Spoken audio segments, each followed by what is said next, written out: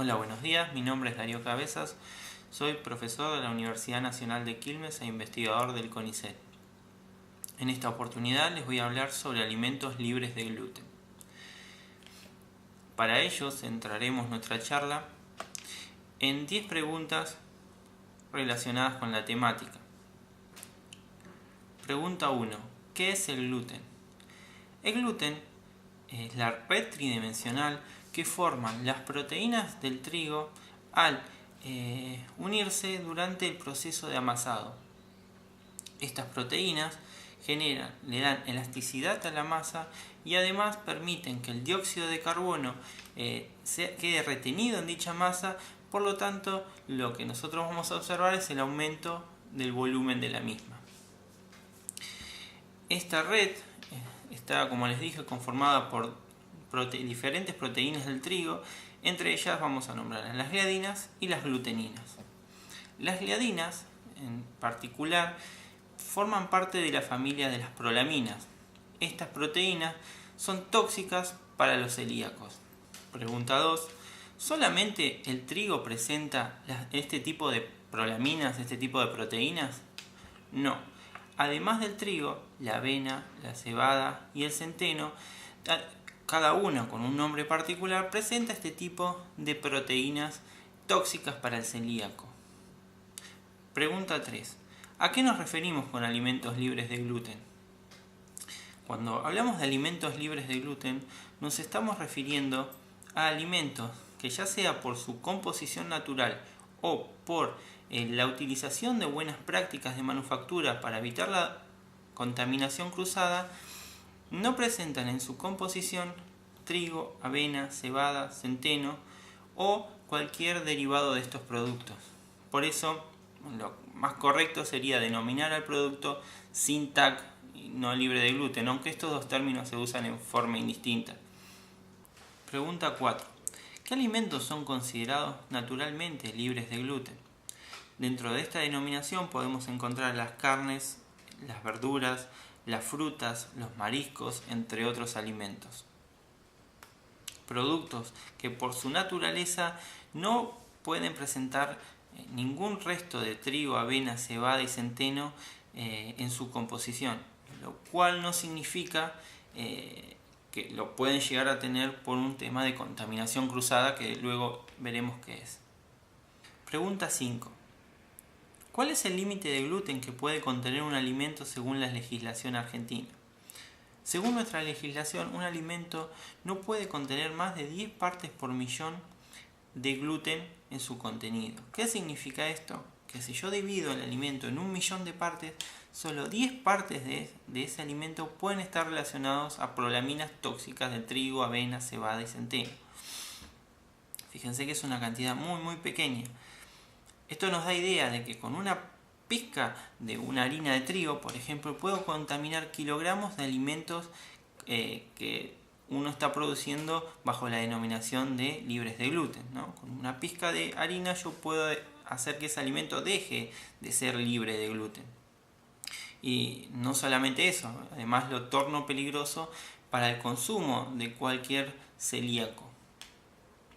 La pregunta 6 es: ¿puedo utilizar la avena en la producción de alimentos libres de gluten?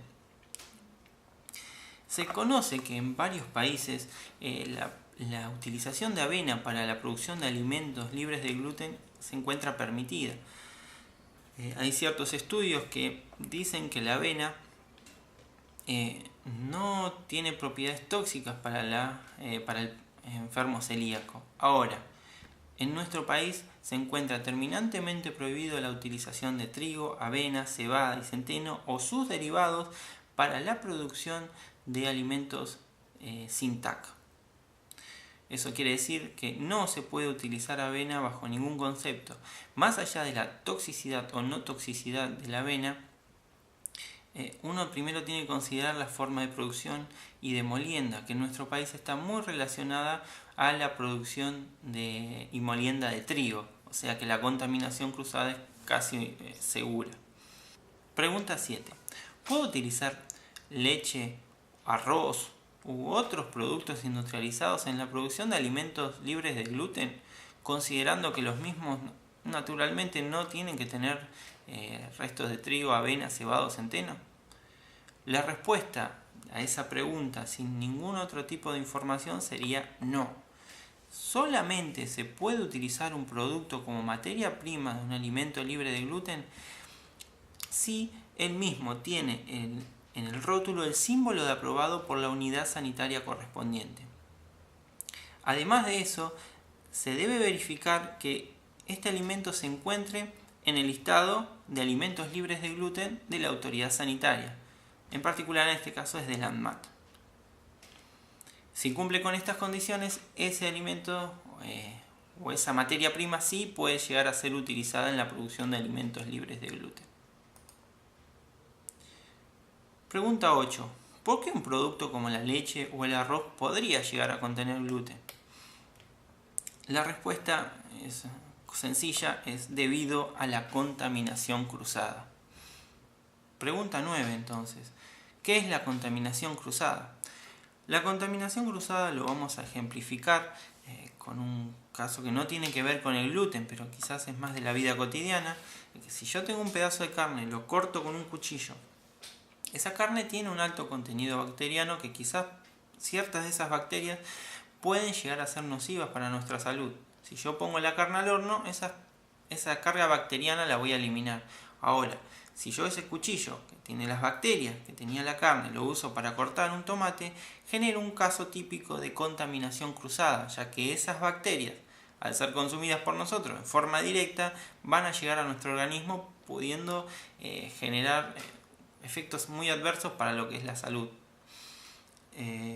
Lo mismo pasa cuando nosotros estamos produciendo alimentos sin gluten. Debemos tener muchas precauciones de que en previas etapas no se haya producido o se haya utilizado algún alimento o materia prima que tenga trigo, avena, cebada o centeno. Como les comenté antes, una pequeña cantidad de harina de trigo o de harina de cebada o harina de cualquiera de estos 4 cereales puede contaminar kilogramos de alimentos libres de gluten, tornando ese alimento muy peligroso para el enfermo celíaco. Pregunta 10. ¿Qué consideraciones debería tener en cuenta para evitar la contaminación cruzada?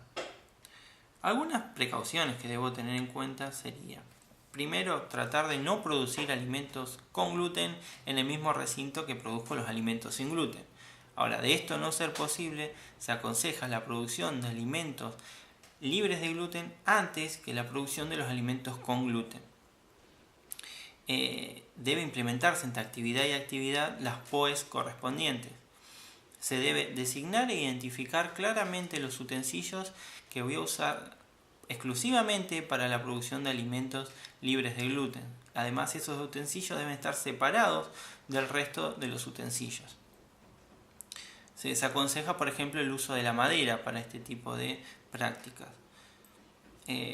Debo seleccionar un material de envasado acorde al producto, ¿sí? Por ejemplo, hay mucho material de envasado que puede llegar a tener almidón de trigo. Este contaminaría el producto, ¿sí? Haciéndolo peligroso para el consumidor y lamentablemente lo estaríamos contaminando ya en la última etapa de producción. Así que a prestar atención en eso. Si se ven líneas de envasado que se entrecruzan, esos puntos deben ser vigilados constantemente. La limpieza de las maquinarias es muy importante. Si estas maquinarias tienen zona de difícil acceso para la limpieza, se debe evitar el uso de esta maquinaria en la producción de los 2 tipos de alimentos, ¿sí? Debería ser de uso exclusivo para un tipo de alimento en particular. Espero haber podido despejar sus dudas. Recuerden siempre que al final de la línea de producción hay una persona que, si el producto no fue controlado apropiadamente, puede poner en riesgo su salud, ¿sí? Y recuerden siempre de estar informados de las últimas novedades relacionadas con la enfermedad celíaca en caso de querer producir alimentos libres de gluten. Y bueno, sin otro en particular, espero sus comentarios y espero que tengan un buen día.